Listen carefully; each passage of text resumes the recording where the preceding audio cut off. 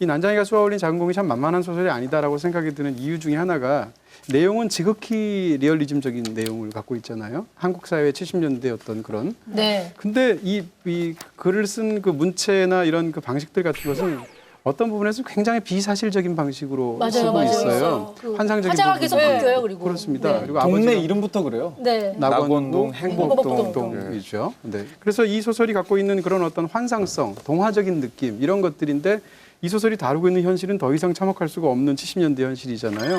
그러니까 이 두 가지를 오히려 리얼리즘의 그런 문체로 쓰지 않고 이런 방식으로 다루고 있기 때문에 동화적이고 환상적으로 다루고 있기 때문에 이 속에서의 그 절망이 증폭이 되는 거예요. 그 아버지가 이제 그 굴뚝에 올라가서 한쪽으로는 피레침을 잡고 한 손으로는 종이 비행기를 달로 날리잖아요. 네. 그 행위 자체가 쇠공을 하늘로 쏘는 행위랑 사실상 같이 이어지게 되죠. 그렇지만 종이 비행기도 그럴 거고 아마 쇠공도 그럴 거고 결국은 중력의 법칙에 의해서 달까지 갈 리가 없잖아요. 그렇죠. 다시 떨어지겠죠. 예. 이 아버지가 죽는 것도 예를 들어서 목매달아서 죽는 것도 아니고 떨어져서 죽는다는 거예요. 이것은 굉장히 문학적으로 중요한 상징일 텐데 이 남자가 갖고 있었던 소망은 달로 높이 올라가는 거죠. 이 괴로운 세상을 떠나서.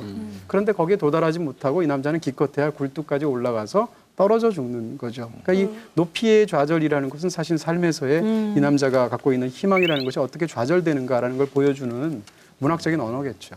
제가 느낀 개인적인 감정은 그거였어요.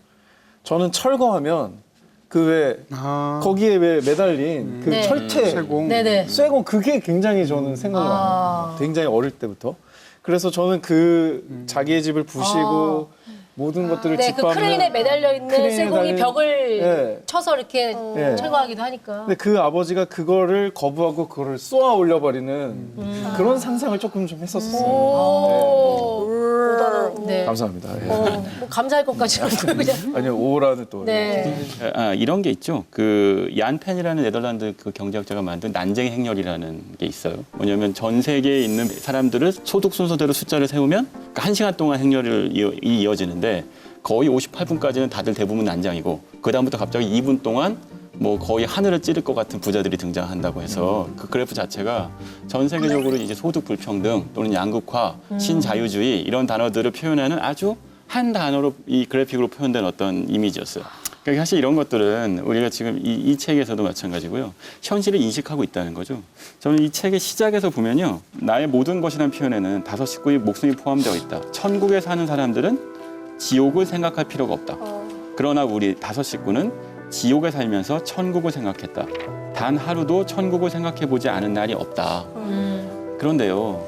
그러니까 이들은 계속 천국을 생각하고 있어요. 우리는 이 책을 읽음으로 해서 우리는 적어도 지옥에 있지는 않을 테니 지옥을 생각하고 있다고 생각하죠. 우리는. 그걸 사람을 인식했다고. 오히려 현실에 안주하게 만드는 그렇죠. 그런 것들이 있다는 네. 말씀이신 거예요. 그러니까 이 소설이 처음 나왔을 때는 그거를 우리가 인식하게 만드는 것만으로도 굉장히 사고의 지평이 넓혀졌지만 지금은 인식하는 걸로는 충분치 않아요. 그렇죠. 예, 그 다음을 스텝으로 넘어가야 하지만 인간은 인식하고 난 다음엔 다른 생각으로 빠져들거든요.